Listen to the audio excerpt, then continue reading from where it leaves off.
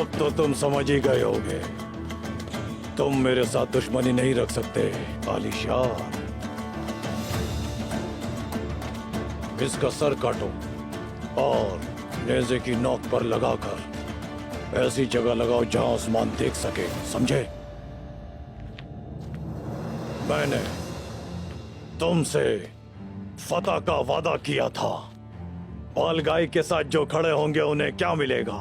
दौलत मिलेगी, शौहरत मिलेगी।